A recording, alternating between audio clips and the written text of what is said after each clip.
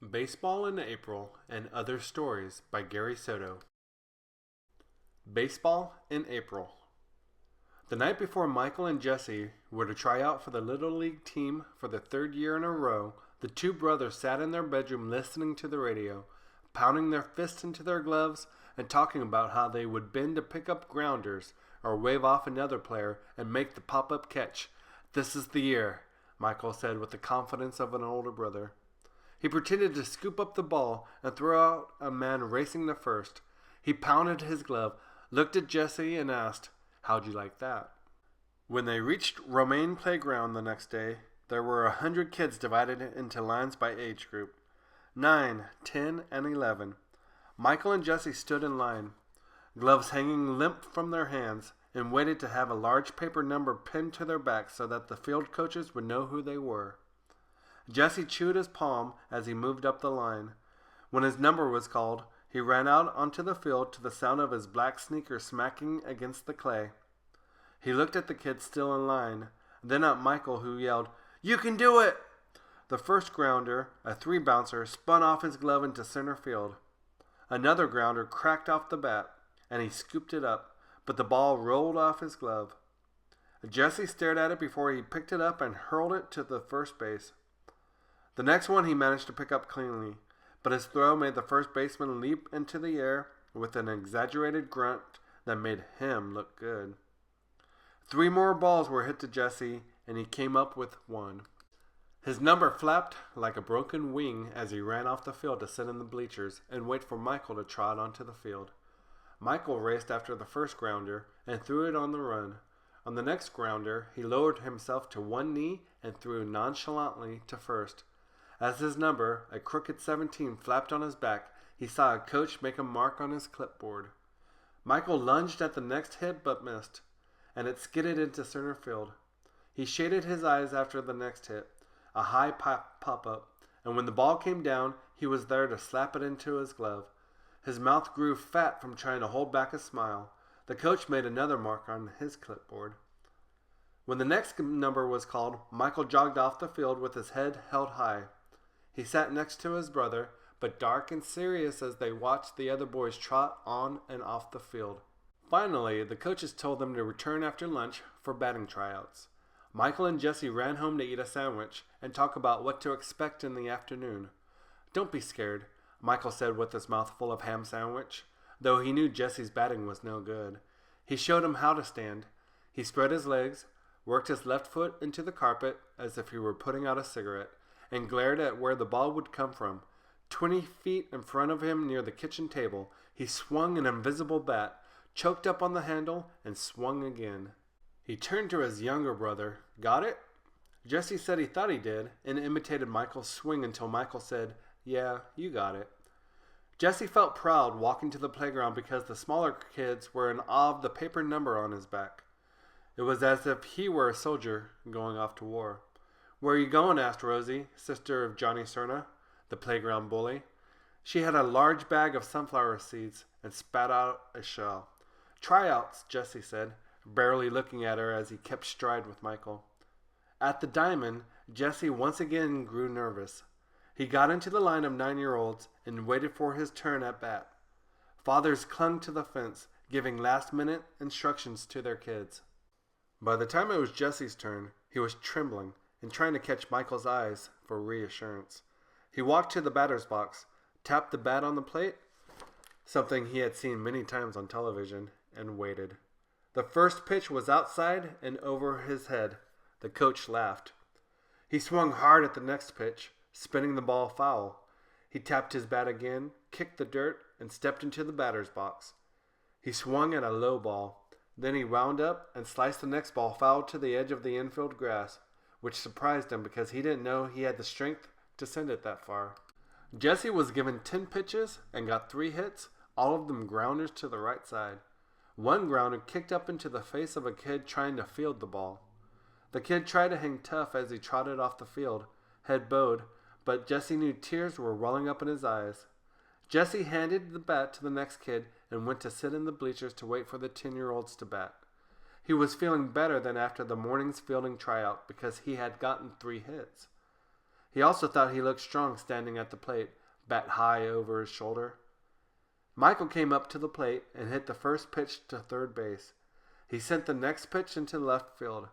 He talked to himself as he stood in the box, bouncing slightly before the next pitch, which he smacked into the outfield. The coach marked his clipboard.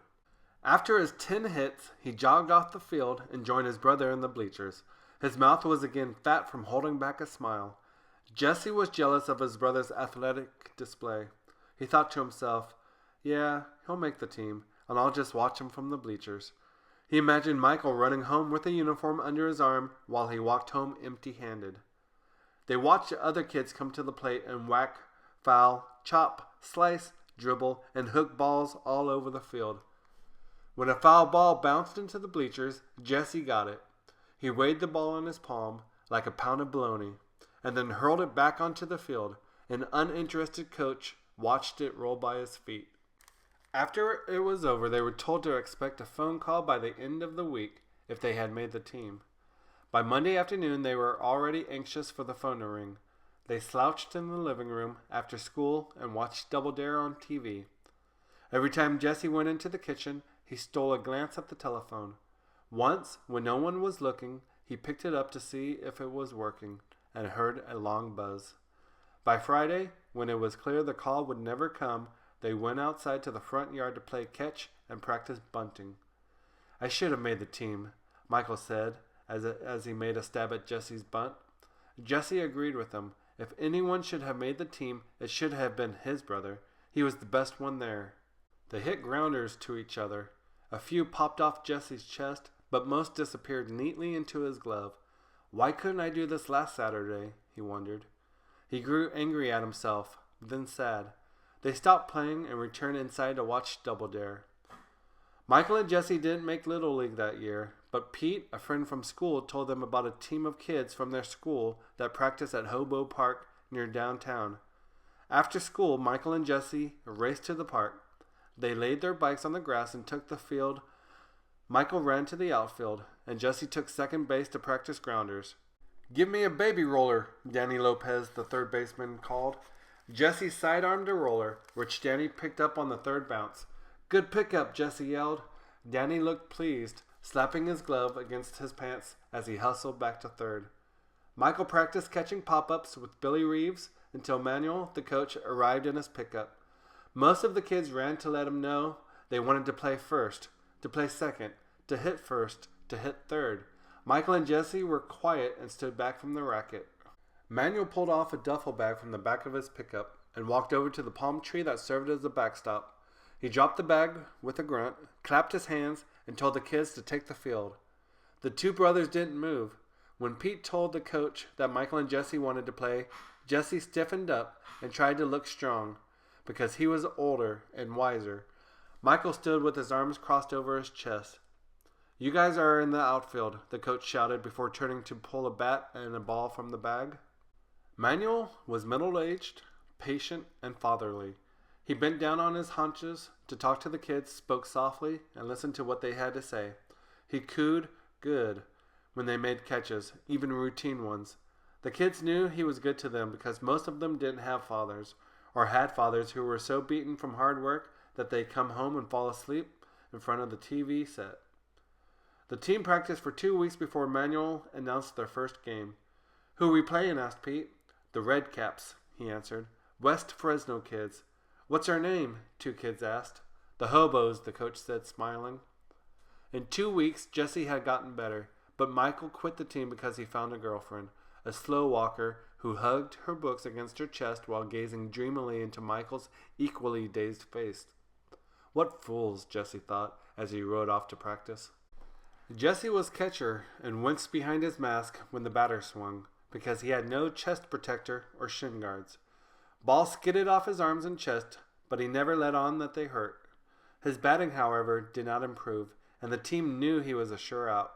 Some of the older kids tried to give him tips, how to stand, follow through, and push his weight into the ball. Still, when he came up to bat, the outfielders moved in like wolves moving in for the kill.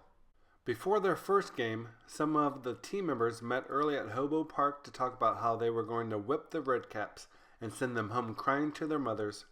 Soon, others showed up to field grounders while they waited for the coach. When they spotted him, they ran to his pickup and climbed the sides. The coach stuck his head from the cab and warned them to be careful.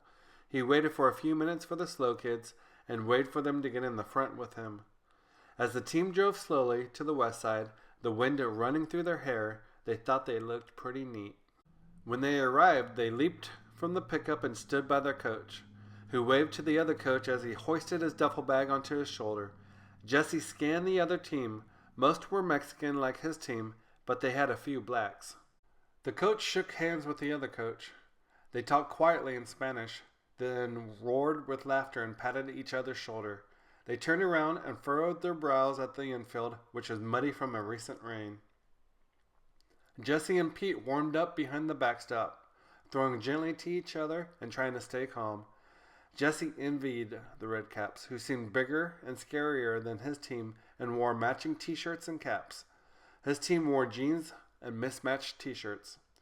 The Hobos batted first and scored one run on an error and a double to left field. Then the Redcaps batted and scored 4 runs on 3 errors. On the last one, Jesse stood in front of the plate, mask in hand, yelling, "I gotta play! I gotta play!" But the ball sailed over his head. By the time Jesse picked up the ball, the runner was already sitting on the bench, breathing hard and smiling. Jesse carried the ball to the pitcher. He searched his face and saw that Elias was scared. "Come on, you can do it," Jesse said, putting his arm around the pitcher's shoulder. He walked back to the plate. He was wearing a chest protector that reached almost to his knees and made him feel important. The Redcaps failed to score any more that inning. In their second turn at bat, the Hobos scored twice on a hit and an error that hurt the Redcaps catcher. But by the 6th inning, the Redcaps were ahead 16-9. The Hobos began arguing with each other.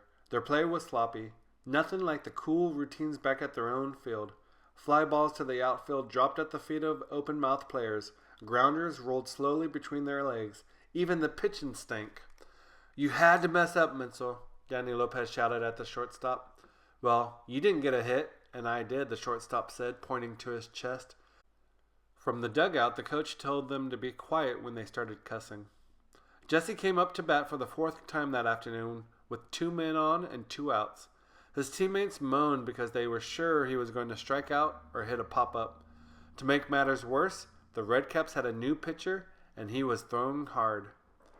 Jesse was almost as scared of the pitcher's fastball as he was of failing. The coach clung to the fence, cooing words of encouragement. His team yelled at Jesse to swing hard. "Dig in," they shouted, and he dug in, bat held high over his shoulder. After 2 balls and a strike, the pitcher threw low and hard toward Jesse's thigh. Jesse stood still because he knew that was the only way he was going to get on base. The ball hit with a thud, and he went down holding his leg and trying to hold back the tears. The coach ran from the dugout and bent over him, rubbing his leg. A few of the kids on his team came over to ask, "Does it hurt? Can I play catcher now?" And, "Let me run for him, coach." Jesse rose and limped to first. The coach shooed the team back into the dugout and jogged to the coach's box at first. Although his leg hurt, Jesse was happy to be on base. He grinned, looked up, and adjusted his cap. "So this is what it's like," he thought. He clapped his hands and encouraged the next batter, their leadoff man. "Come on, baby. Come on, you can do it." The batter hit a high fly ball to deep center.